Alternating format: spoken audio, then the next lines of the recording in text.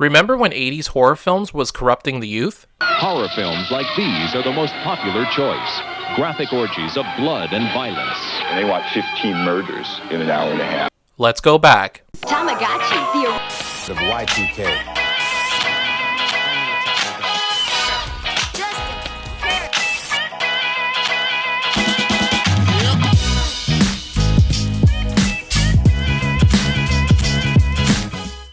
Welcome to the second Halloween channel surfing video.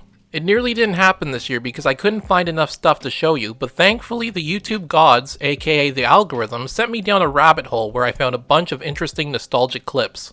Let's not waste any more time and start the channel surfing. Guess what? You're invited to the Halloween party of the year. And a costume contest was the order of the day today on Buffalo's West Side. From the scary to the sweet, youngsters showed up at the Connecticut Street Farmers Market, decked out in their Halloween garb. 2, 3. Happy Halloween! This is the annual Kenton, Ohio Halloween Parade from 1989. I wanted to include this for a few reasons. The first is that I love these small town events. They have a wholesome charm to them. Secondly, it filled me with nostalgia. I remember sitting watching our local Christmas parade on Christmas Eve from the living room couch because we had to sleep there to accommodate other family members who were staying with us. It's one of my favorite Christmas memories. But the real reason I included this is because of the commentary from little Tara and her dad. Let's go down to Tara's dad, who's interviewing some local kids.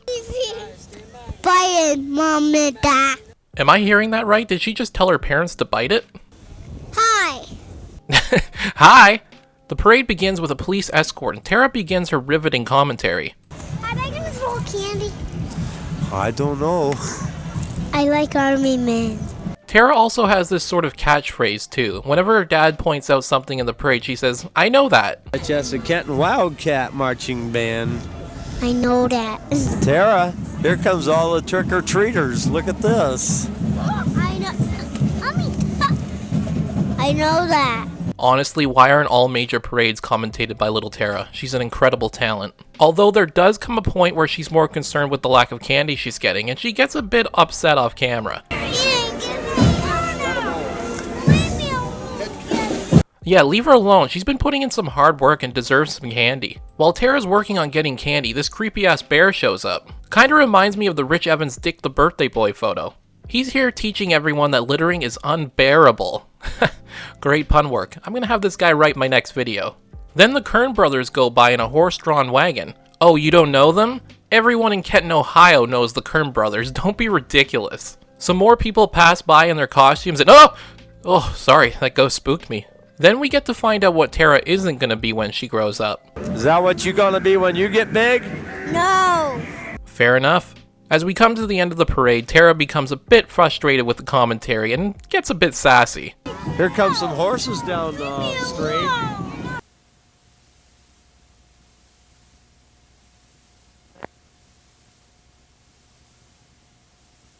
What a little legend. Let's see what else is on. Can I help you? We're here for the Haunted House Halloween Bash. What are your names? Jesse. James. And Mia. Art pool party's fun. This is a riot. How do you feel, Mr. Ape? No, you don't have to do that now. You're not wearing the mask. It wouldn't be a channel surfing video without a little public access television. This is the Blood Club out of Minneapolis in 1988, and it's basically if the goth kids from South Park made a show. Before we get into it, the story is a vampire searching for answers about the existence of other vampires. I only tell you this because they don't convey it well, and I have no idea what's happening in the majority of the show. Also, if that really is the plot as described, there's a bunch of vampires in this show, so I'm not sure why he's searching for answers about the existence of other vampires. But, whatever, let's get into it. Ooh, music by Morticia. I can't wait. The show begins with the main vampire talking to another guy who's tied up, but they both deliver their lines as if they're too cool for the show. The 16th century. No, 17th. In Scotland. No, it wasn't Scotland. It couldn't have been. I'm serious. Who are you? He then kills him. At least I think he does. Who really knows? Then there's a scene at the bar with two goth chicks, or maybe they're vampires. This may seem like I'm making a joke of like, who cares, it's bad, but honestly, most of the time I didn't know what was going on. What am I supposed to do with this? Wait! I'm just gonna go ahead and assume this scene wasn't important to the plot. We're then back at the main vampire's house and he has decorative dildos on his table. Also not important to the plot, but needed to be pointed out. That's gross. Oh, that's right. Okay, this is the guy who I thought died, which is technically he did because the main vampire turned him into a vampire.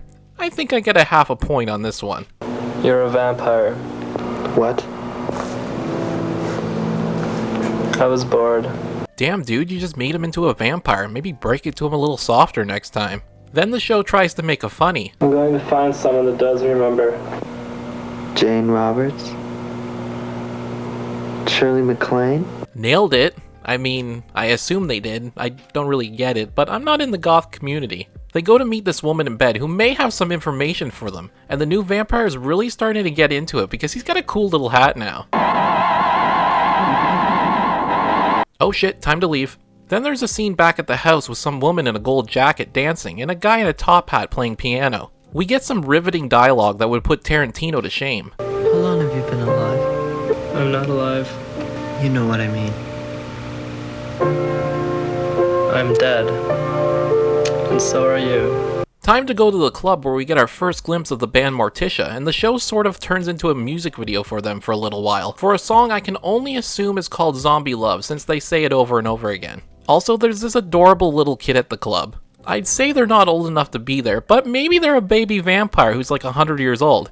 I don't want to offend any baby vampires watching this video. By the way, my favorite part about watching this is the entire time on the bottom corner of my screen, I was being recommended an ABBA video. This show just definitely screams ABBA. While they're at the club, you can hear plates clattering as if they're filming this at some restaurant and not a club. I don't know, okay? So what?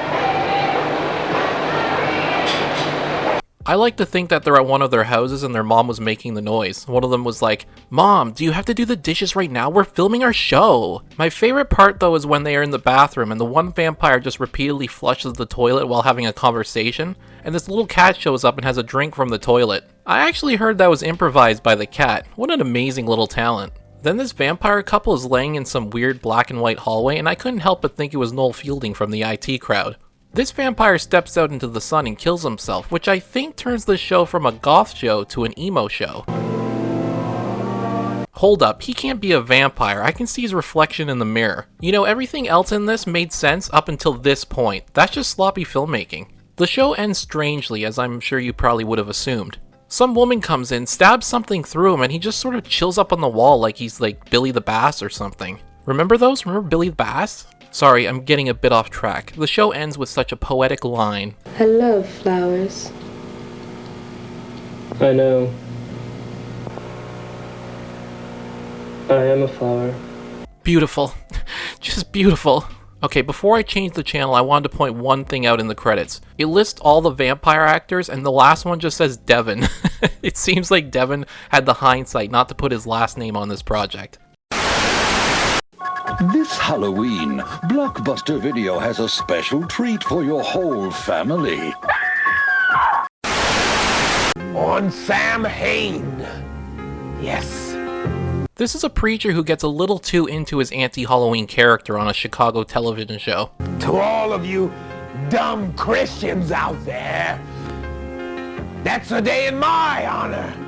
Oh sweet, there's a prayer line. I'm dispatching my warring demon right now, and I'm sending him to that youth pastor's house. This entire thing seems like he has more beef with a certain youth pastor in the community. This could be made into a film. Battling youth pastors in a small town at Halloween, starring Dwayne "The Rock" Johnson and Kevin Hart.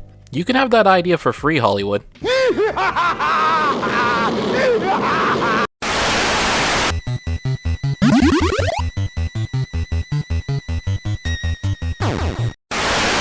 We'll give him a chance. Yeah. I'd like to meet him sometime. Well, you know something? He's going to be at the Halloween party. Just see for really? yourself. On the ABC News Magazine. This is a news report from 1987 called VCR Horrors, and it's about how the 80s horror films are corrupting the youth. Some good old classic fear-mongering. Oh shit, it's Barbara Wawa. Mutilation, decapitation, torture.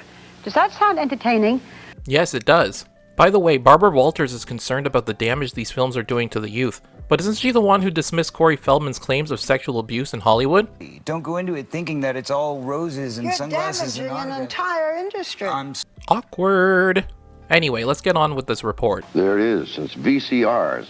Ah! VCRs! They're corrupting the youth. Let's see what the kids have to say. Blood and guts and stuff, you know. It turns, I'm serious, it turns me on, you know, ever since. Okay, relax. It is understandable if you want to keep an extra eye on her. They go on to discuss Evil Dead 2, which is one of my favorite horror films. They also show some slasher films on a shelf, and one of them Stephen King's Dead Zone, which is not a slasher film. You could even argue it's not even a horror film. Video store owners say the movies are usually in their top 3 rental categories. And we all know what the #1 rented genre is. It's those films the video store would keep in the back room behind that door of hanging beads. Then we get a few shocked faces from parents watching the movies. And then we learn a bit more about the Texas Chainsaw Massacre. Texas Chainsaw Massacre was distributed by a company headed by Louis Pereno. Not only was Pereno the producer and distributor of the porn hit Deep Throat, he is also considered by police to be an operative of the Joseph Colombo Mafia family. I knew it. This was all a huge conspiracy to recruit more children into the mob. Let's see what Dr. Dan Lintz and his incredible flow have to say. In slasher films, it's always a female victim, and is generally in a sexual context. Sounds like Dr. Dan has a favorite subgenre of horror films, if you ask me. Why does it always have to be women being killed? Why couldn't it be men? So that's the whole point. I hate it. This is something that keeps coming up by everyone in the news report. How women are the only victims in these films. They really aren't watching these films and just regurgitating what they've heard from others. Because most slasher films end with everyone being dead except a woman. That's why they're called final girls. Let's take a look. Texas Chainsaw Massacre, Sally. Nightmare on Elm Street, Nancy. Hellraiser, Kirsty. Probably the most famous one, Halloween, Laurie Strode. And then there's Friday the 13th Alice, Friday the 13th Part 2 Ginny, Friday the 13th Part 3 Christine, Friday the 13th The Final Chapter Trish, Friday the 13th Jason Lives Megan, Friday the 13th New Blood Tina, Friday the 13th Jason Takes Manhattan Rennie. Oh, sorry, I've seen all the Friday the 13th films and I got a little carried away. My point being is that it takes very little research to debunk these claims they're making. Give me some of your favorite final girls in horror films down in the comments, the ones that I may have missed. At what point would you want him to start watching some of these films? He has seen all of our films to date. It's ironic that this is coming from a news outlet because you see so much worse on the news when you're younger. Growing up, I wasn't scared of horror films, but I'll tell you what did give me nightmares. America's Most Wanted, because I knew that shit was real.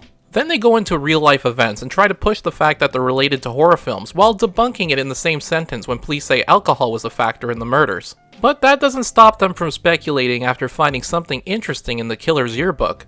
But interestingly, in his high school yearbook, Metcalf lists his favorite movie as Faces of Death. You're probably wondering, well, what would be the solution to this? Well, this mother has an idea. To consider a further category of the R rating, we would call it RV. That'll do it. Just add a letter and the problem's solved. We did it, people. Let's wrap it up. The news report, funnily enough, ends with a kid talking to the camera, and honestly, he seems smarter than every adult in this report. And, you know, some people when they're 3 years old can see a rated R movie and know that it's not real and just have it be there and be entertaining and scary at the same time, but not be, you know, completely inappropriate. Well, there you have it. There will always be something to blame violence on. We had the satanic panic, rock music, rap music, horror films, and now the big one's video games. It'll just never end. That's it. That's this year's channel surfing video. What did you think? Now that the Halloween channel surfing video is over, that can only mean one thing. Christmas, here we come. If you like this video, be sure to like, comment, and subscribe. It helps the channel grow. For everyone who likes this video, may your Halloween be spooky, and you get as much candy as little Tara. Happy Halloween, everyone. I know that.